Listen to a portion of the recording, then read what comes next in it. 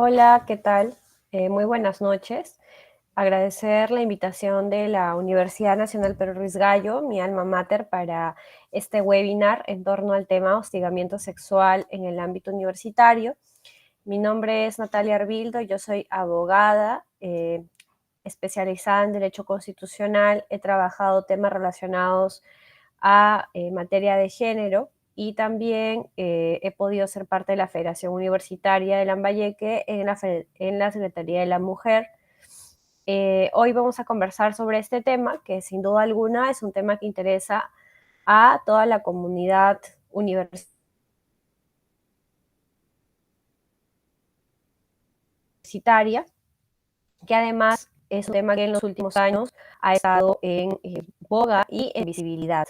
Bueno, hoy hablaremos sobre el hostigamiento sexual. Bueno, tenía que recalcar que además soy egresada de la Universidad Nacional Pedro Ruiz Gallo. Primero, para hablar de hostigamiento sexual, tenemos que tener en claro que es una forma de violencia. El hostigamiento sexual constituye una forma de violencia y se configura a través de una conducta, ¿no?, de naturaleza sexual o sexista no deseada por la persona contra la que se dirige. Esa conducta debe crear un ambiente hostil, intimidatorio, un ambiente humillante para quien lo sufre. Y cuando hablamos de hostigamiento, hablamos de esa definición. En nuestro ordenamiento jurídico hay distinta normativa, es decir, hay mecanismos legales para poder denunciar casos de hostigamiento sexual. Por ejemplo, tenemos la Ley 27942, Ley de Prevención y Sanción del Hostigamiento Sexual. En el marco de la 30220, la ley universitaria, la ley 30364, que es la ley para erradicar, prevenir y sancionar la violencia contra las mujeres, así como normativa conexa relacionada a la prevención y la erradicación del hostigamiento sexual. En el ámbito universitario, nos vamos a regir con la normativa macro, que es justamente la ley 30220, que es la ley universitaria, que establece menciones específicas para tomar medidas en caso de hostigamiento sexual, eso por un lado. El reglamento también que ha sido aprobado, actualizado recientemente, porque ya había un reglamento anterior, ha sido actualizado también en el marco de las funciones y atribuciones de nuestra universidad, en el cual establece procedimientos para la atención y sanción del hostigamiento sexual, que fue aprobado mediante resolución 107-2022, que es también otro instrumento normativo que la comunidad universitaria tiene para poder gozar de una vida libre de violencia. Y también podemos revisar el estatuto de la universidad, el reglamento de organización y funciones de la misma universidad. Entonces, ya teniendo clara la normativa, vamos a hablar sobre el hostigamiento. El hostigamiento tiene dos partes. Por un lado está el hostigador y por el otro lado está el hostigado. Cuando hablamos del hostigador, es toda persona, ya sea varón o mujer, que realiza un acto de hostigamiento sexual. Y el hostigado es claramente quien recibe, ¿no?, o quien es víctima de este hostigamiento sexual. Aquí es importante ir desmitificando algunas cuestiones. Primero, que no hay un tipo de acosador, ¿no? Los acosadores pueden ser hombres o mujeres, jóvenes o adultos, profesionales o no, y provienen de distintos contextos sociales. Sin embargo, hay que tener en claro que, de acuerdo a las estadísticas, este tipo de violencia se ejerce generalmente contra las mujeres, lo que no quiere decir que no pueda haber hombres que sean víctimas de hostigamiento sexual en el ámbito universitario y fuera de él. Cuando hablamos de hostigamiento, hablamos de ciertos elementos constitutivos. Los elementos constitutivos son aquellos que son requisitos sine qua non para que se constituya el hostigamiento como tal. Entonces, ¿cuáles son? Primero, que el acto sea no deseado o rechazado por la víctima. Si un acto es consentido, es decir, si yo, por ejemplo, quiero salir con alguien y ambos estamos de acuerdo, eso no es hostigamiento. Hostigamiento es cuando hay un rechazo, un acto no deseado. Otro elemento es cuando sea un acto de carácter o de connotación sexual. Esto para hablar de hostigamiento sexual, porque, por ejemplo, si hay algún tipo de situación en el caso yo que fuera docente o jefa y cambio, por ejemplo, de lugar a mi personal hacia otro lado para laburar, eso constituye un tipo de hostigamiento que es también sancionable, pero no es hostigamiento sexual porque no tiene una connotación o un carácter sexual. En el hostigamiento sexual como tal existe esta connotación sexual. Y además otro elemento es que crea un ambiente intimidatorio sobre calificaciones, sobre las becas, sobre las oportunidades y beneficios, ya sea de estudiantes, pero también de la comunidad universitaria en general. Mucho se habla acerca del hostigamiento y su configuración. Primero hay que decir que no es necesario la reiterancia. Quiere decir que no, si yo fuera estudiante y soy hostigada alguna vez por algún docente, basta que sea una sola vez para que se configure el hostigamiento sexual. No tiene que ser 2, 3 veces. No. La reiterancia constituye un elemento indiciario. Entonces, eso hay que tenerlo sumamente claro. Anteriormente, en otras normativas, se concebía de que tenía que haber reiterancia para que haya hostigamiento. Hoy por hoy, la norma tiene claro que no es así y también esto es acogido en el reglamento en la universidad. Para la configuración no es necesaria un rechazo expreso. ¿En qué sentido? No quiere decir que debamos decir no necesariamente. Por ejemplo, si yo fuera acosada por un docente y prácticamente estoy manteniéndome siempre en silencio, no dije un no expreso, no quiero, pero me estoy manteniendo en silencio, estoy evitando la situación, está generando mi incomodidad, también se constituye el acoso. El silencio, quedarnos callados no siempre es expresión de un consentimiento y eso hay que tenerlo sumamente claro, porque muchas veces cuando hay una jerarquía en la relación de poder de docente a estudiante, es muy complicado y es complicado que los estudiantes denuncien por miedo a jalar los cursos, por miedo a perder oportunidades, por miedo a dejar el ciclo, en fin, un sinfín de situaciones que podemos tomar en consideración. Y otra configuración que no es necesaria es que el acto de hostigamiento se haya producido durante o en la jornada educativa formativa, ¿no? Puede ser fuera de la misma, pero igual sigue considerándose un tipo de hostigamiento sexual. Y eso también figura en nuestro reglamento y es una normativa importante, ¿no es cierto? Entonces, ya teniendo claro todo lo que hemos conversado, vamos a proceder a hablar sobre las manifestaciones. ¿Cómo sé yo, como estudiante, como docente, como administrativo, si estoy siendo víctima de acoso? Primero, el uso de términos de naturaleza o connotación sexista, sexual, ¿no? Ya sean escritos o verbales. Lo segundo es la promesa implícita o expresa a la víctima de un trato preferente o beneficioso respecto a su situación actual o futura o a cambio de favores sexuales. Por ejemplo, que en un docente le diga a un estudiante que si tiene algún tipo de encuentro sexual con ella, va a aprobar el curso o va a sacar mejor nota o va a ser la primera de su clase, ¿no? Pero también no solamente es en beneficios o en supuestos beneficios, sino también en amenazas, mediante las cuales exija, ya sea de forma implícita o explícita, ¿no? Que atente o agrave con su dignidad. Es decir, si tú no estás conmigo, te jalo de curso. Si tú no estás conmigo, te voy a separar de la clase. Y un sinfín de situaciones que se pueden marcar en esta normativa que estamos repasando. Proposiciones sexuales, gestos obscenos, ¿no? Acercamientos corporales, roces, tocamiento, un trato ofensivo u hostil relacionado al tema sexual. Entonces, todas ellas son las manifestaciones que hay que tenerlas claros nosotros como parte de la comunidad estudiantil, como parte de la comunidad universitaria, para poder identificarlo de manera rápida. Es importante tener esta información. Ahora, nuestra norma a nivel universitario, el reglamento, la ley universitaria que ya hemos mencionado, ¿para quiénes se aplica? Primero, para las autoridades de la universidad, los rectores, los vicerrectores, consejeros, secretarios generales, decanos, directores. Todos se enmarcan también al alcance de esta norma.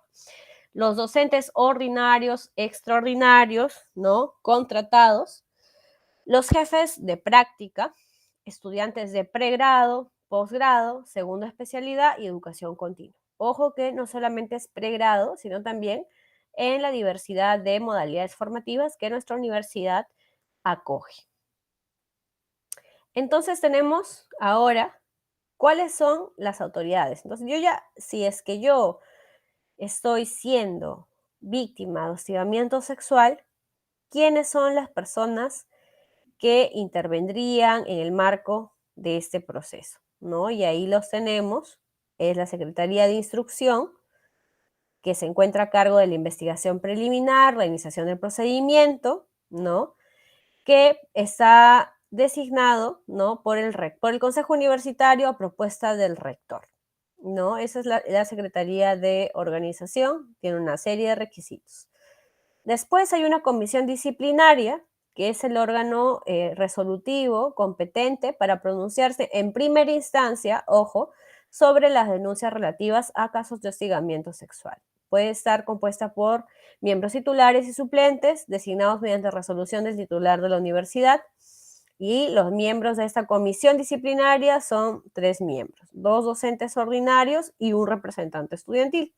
Mucho ojo con esa data que nos va a servir para conocer quiénes son los actores en un proceso de denuncia de hostigamiento sexual a nivel interno.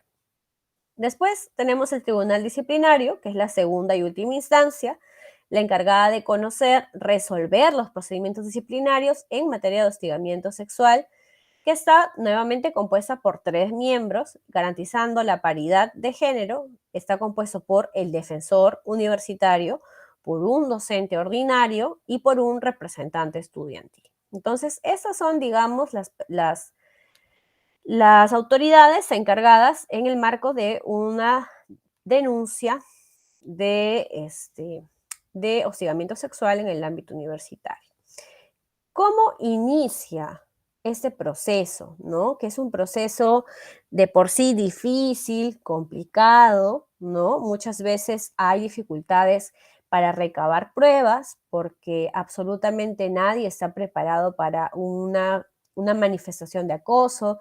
Si es que algún docente de pronto se sobrepasa con las estudiantes, está hostigándolas, muchas veces no están preparadas, no saben cómo grabar o no tienen muchas veces esta, digamos, prever esa situación, porque a veces no es una situación que se dé paulatinamente. Entonces, es importante tener en cuenta que si en caso un estudiante, docente, ¿no? Parte, miembro de la comunidad estudiantil, la comunidad universitaria en general está siendo víctima de acoso, ¿no? Puede presentar su denuncia, su quejo, su denuncia, ya sea de forma verbal o escrita, presencial o electrónica además, ante la Secretaría de Instrucción, ¿no? Ellos toman conocimiento de los hechos, que no solamente puede ser por una denuncia, sino también puede ser por redes sociales, por notas periodísticas, por informes policiales y etcétera. Entonces, la universidad pone a disposición un formato de queja o de denuncia, ¿no? Que se llena y a partir de ahí se documenta y se inicia este proceso. Ahí la queja o la denuncia tiene que tener la siguiente información: los datos del quejoso o denunciante, los datos del quejado, los detalles sobre los hechos, objeto de presunto hostigamiento sexual y los medios probatorios. En caso no se cuente con toda la información, la queja igualmente debe ser tramitada. Ese es un tema muy importante en relación a lo que hablábamos anteriormente, que muchas veces no podemos tener o no siempre tenemos todas las pruebas al momento de, y eso es importante tenerlo ahí sumamente claro. La queja de igual forma tiene que ser tramitada. Entonces, es ahí cuando se le brinda además en esta primera fase de investigación preliminar, ¿no? Atención médica, psicológica o las famosas medidas de protección. ¿Qué son las medidas de protección? son aquellas medidas, ¿no?, que se dan para proteger a la víctima. Por ejemplo, rotación del hostigador, suspensión, entre otras medidas que pueden asegurar el bienestar de la víctima. Entonces, en esta primera etapa, denominada investigación preliminar, se da todos los hechos que hemos comentado y se determina el inicio o el archivo de la denuncia. Esta es una primera fase de investigación preliminar que está a cargo de ¿quién? De la Secretaría de Instrucción. Posteriormente viene la etapa de instrucción. La etapa de instrucción está también a cargo de la Secretaría de Instrucción. Ellos son los que emiten un informe inicial de instrucción, la denominada apertura del procedimiento disciplinario, y a su vez son los que emiten el informe final de instrucción, los resultados de la investigación en esa etapa y también la propuesta de sanción. Eso es importante tenerlo claro, ¿no es cierto?, en esta segunda etapa, que además constituye la primera instancia, en la cual podemos ir dilucidando las materias que hemos estado conversando. Ahora, viene la etapa resolutiva, ¿no? Perdón, aquí es la primera instancia, la etapa resolutiva. La etapa resolutiva es a cargo de la comisión disciplinaria, ¿no? En esa etapa se encuentra a cargo de la comisión disciplinaria para actos de hostigamiento sexual. ¿Qué haces en esa primera etapa? Es realizar las diligencias necesarias para asegurar el pronunciamiento del órgano resolutivo, ¿no? Es decir, en esta etapa resolutiva se da, como su nombre lo dice, ¿no?, la resolución del presente proceso. Hay una resolución final de esta instancia y también se puede convocar a una audiencia.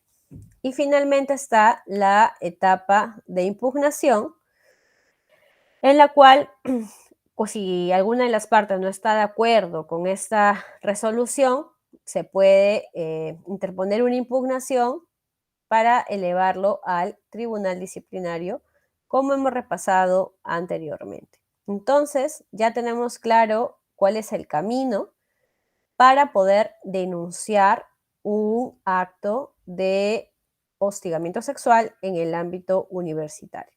Tenemos claro justamente eso, ¿no?, que es muy, muy importante porque nos va a permitir defender nuestros derechos. Entonces, tenemos que nuestra primera instancia es justamente la comisión disciplinaria.